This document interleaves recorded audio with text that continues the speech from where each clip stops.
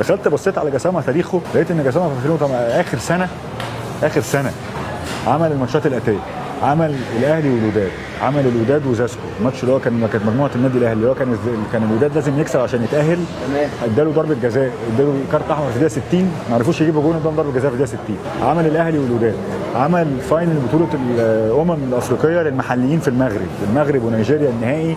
ادى في اول 50 دقيقه ادى ضربه جزاء وكارت احمر للمغاربه لصالح المغرب. بعد ماتش الاهلي والوداد الفاينل خد الطياره من المغرب مع المغاربه، راح عمل الاهلي والوداد وطلع من المغرب على ساحل العاج، عمل ساحل العاج والمغرب، كسب المغرب وكان اللي يكسب يروح كاس العالم. يعني راجل عمل ماتشين لنفس البلد في اسبوع. فانت شكيت ان في حاجه غلط. قلت لهم اي واحد الا ده. دخلت بقى في خناقه.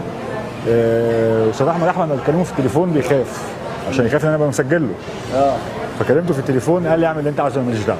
في ساعتها بقى بيبقى خلاص، هو الناس هتروح تزعق له، المغاربه هيقول لهم بس كنت لا يا عم انا ما قدرتش اعمل له حاجه، بيرمي عليا. مصر بتتجامل بعد المغرب وبعد تونس قبل الجزائر. الجزائر مكروهين.